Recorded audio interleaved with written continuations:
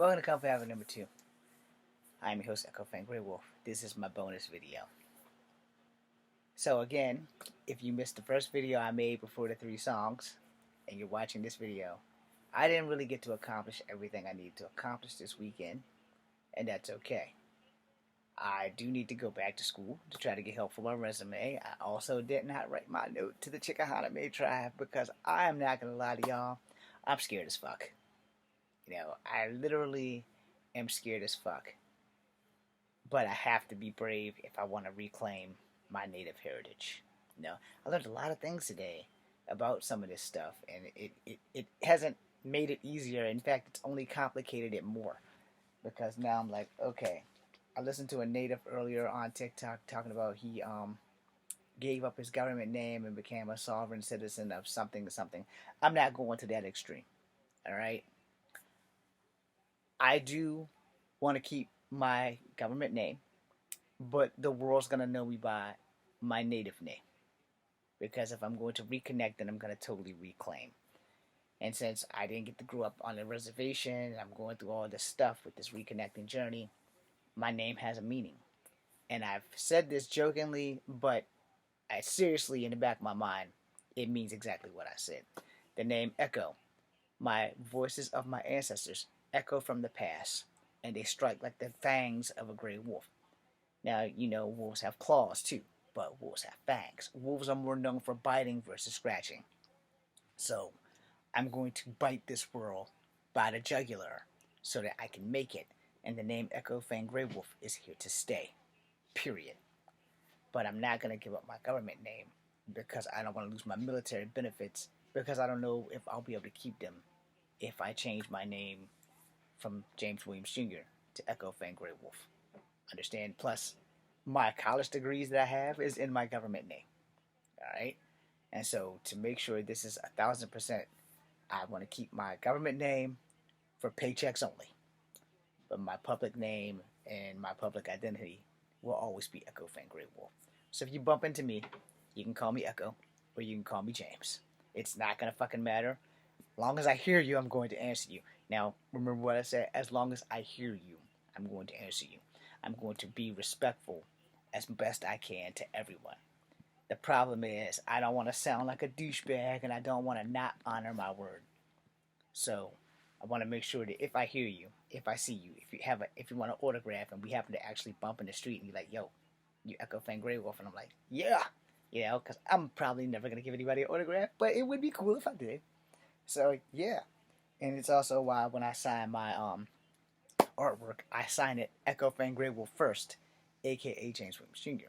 When I start addressing people on TikTok and Facebook, or Instagram rather, it's always, my name is Echo Fang Grey Wolf, a.k.a. James Williams Jr. Because I'm not giving up Echo Fang Grey Wolf. But I can't give up James Williams Jr. My military stuff is under James Williams Jr. So, therefore, I will answer to both names. But I'm going to try my best to only play Native American parts instead of playing a mixed person, because playing a mixed person has not worked out for me. So, if you're here from 9-9, and I got a meeting sometime this week with 9-9. Anyway, we'll worry about that bridge when we come to it. I'm going to make sure that I follow the tutorial and start tagging my 9-9 channel, or figure out how that works. I will have time now, after I get this resume done. I will be able to put more effort into making videos and job hunting and freaking everything else that comes when it comes. Anyway, and yes, I still am madly in love with the beautiful and dangerously sexy Zeta Zhang. I know it's a pipe dream, but dreams do come true. You just gotta keep praying, and you gotta keep working. Mostly I'm working. I'm doing a lot of praying too. But yeah, I am in love with the flawlessly sexy and dangerously beautiful Zeta Zhang. She does not know I exist, and that's fine. The Lord, the Creator, the God, the one true being, the one above all, someone will work this out. And if it doesn't, it doesn't. But we're not praying that it doesn't. We're staying positive specifically on that. But for the most part, my ankle is getting there. You know, it's still a little swollen, but it's getting there. So hopefully by the end of this week, and weather permitting, I will be able to excuse me, do a live uh, TikTok and Instagram at the same time. So hopefully that'll work. And if I can't, what I'll do is I'll do a live that just won't be a martial art demonstration. No, I'll just set everything up outside. Be like, okay, I can't do a martial art specifically, but we can have a martial art chit chat. No, so we'll do that.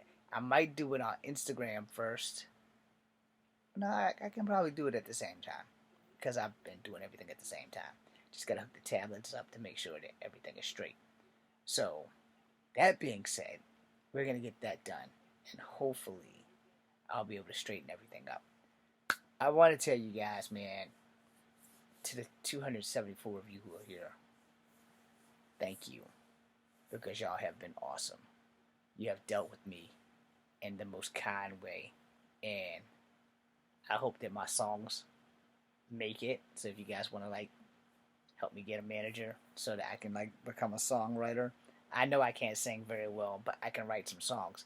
Um, Dying to Live, Living to Die, Alpha Bravo Charlie. They're probably gonna be the best things I've written since I started doing this shit. Outside of the 49 plus songs I wrote for my ex way back in 2010, trying to win her back, I have all of those written down. I will not be singing any one of those anymore. There's at least two or three of them on here, like Our First Snow, Unconditional Love, and You Used to Make Me Brownies.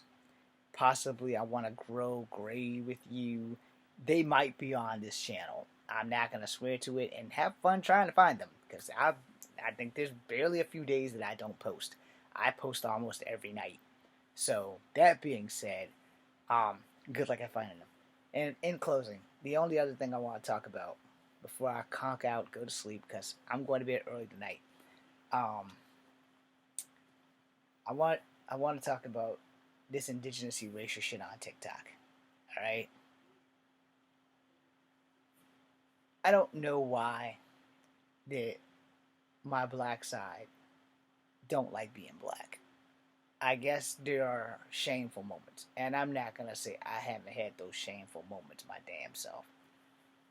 But you know, sooner or later you have to acknowledge all of yourself, the same way I had to acknowledge all of myself. I've always denied my whiteness. I've had issues with my blackness, and I never truly got to really explore my nativeness until now. So, and you know the thing is, like I said, as I told my grandmother today, I would have never, I'm not gonna lie, I would have never pursued this reconnecting journey had it not been for a military vet who was part black and part native, who insisted that I was native, who insisted that I need to do this. And thanks to that soldier or Navy person, because I can't remember what branch of service he was in, um, I've been after this thing full stop. No. So I am going to reconnect or die trying. Now I just got to find some courage to write to the Chickahominy tribe in Charles City, which I have to power up that phone so I can give them the information of my grandma Ada's tombstone. So that being said, I'm gonna have a busy Monday. So I'm gonna go to bed. I'm gonna skip. No, I'm not. Yes, I am. I'm probably gonna skip brushing my teeth, even though everything is right there. But I still gotta go get water to sterilize the other stuff, and I really just don't feel like brushing them right now. But plus my stomach is killing me, and I'm probably gonna need some more Alka-Seltzer before long. But anyway, whew. That being said, thank you guys very much for being here. And to these assholes that are doing indigenous erasure and black erasure, wake up. You're doing a disservice to your ancestors.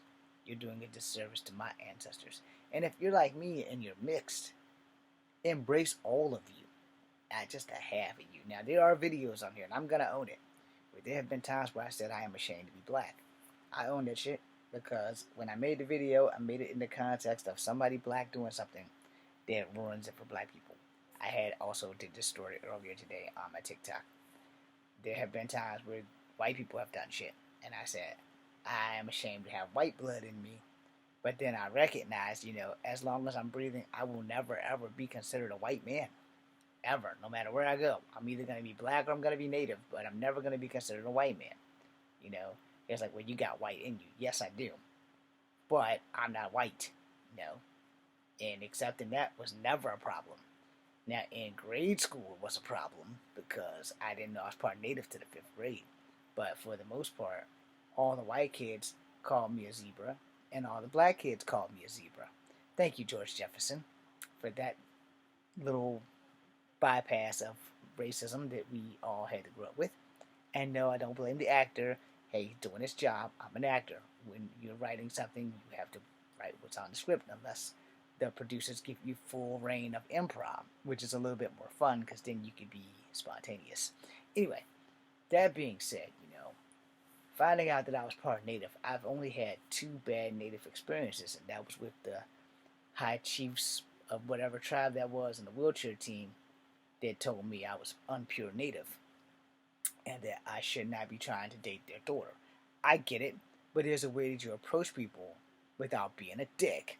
And them being a dick made me a dick. And I know 2 wrongs don't make a right, but at the same goddamn time, you could have talked to me like I was a human being instead of saying, hey, you're not a pure-blooded native. You stay a hell away from my niece. So how was I supposed to respond? I responded the only way a ghetto kid could do it. I knew he was in a wheelchair. I knew fighting him there had no honor because you can't fight a man who can't stand up and defend himself. There's no fighting that. There's no honor in that. They never said anything about me pushing his ass down a hill, a very steep hill. And then his brother rolled up on me and said some more insinuating, treachery shit. And at least I gave the younger brother mercy. As the older brother, I straight told him, I will push your ass into traffic. Is it wrong? Yes, it is. But it would be a cool skit for Saturday Night Live. So, Lauren Michaels, if you get this, I need a job. Anyhow, it also would teach people lessons about racism. Anyway, that being said, thank you guys for being here. And for the record, there's a parking lot now at the place where the hill was. The former Jefferson School. I don't know what they call it now. But there was a hill there. It led to the Virginia Power Station or whatever. And I literally told him I would push him down that hill. And the other hill, or the street rather, is going in the same direction. But there was just a high traffic flow. And at the time, my dumb ass was in my 20s. And no, this does not excuse it. But it was a reflex. Because, you know what? I'm going to make a bonus video completely about racism in a minute. Thank you guys for watching. I am Echo Fan Grey Wolf. This is Comfort Number 2. Be seeing you.